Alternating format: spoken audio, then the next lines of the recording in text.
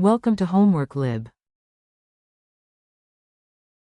Hi, so over here we're going to answer this question regarding Hooke's law in an experiment, but in this case, since we don't have access to the experimental data from your lab report, then we're going to explain what is the expected behavior.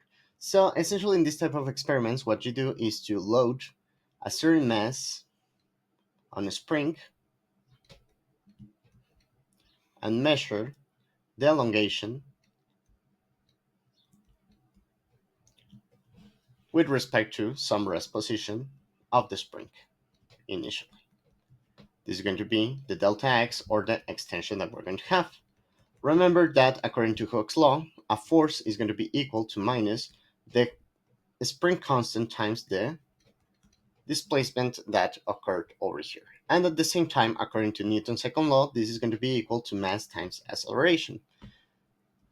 Thus, if we graph the force applied versus the extension, the expected behavior is going to be the following. We would have a straight line if the experimental data follows Hooke's law. But what you're actually going to see is that when you start to load with larger masses, the behavior starts to change. So what you need to assess is at which point we can take the correct value and to limit your data selection to the region in which you are able to have still a linear fit. Now, how do you get the forces coming from the masses? Well, simply what you need to do is to multiply the value for g of 9.81 meters per second squared by the mass for each of the trials. So effectively, over here, you're going to have the force coming for the first mass, the force coming from the second mass, and so on and so forth.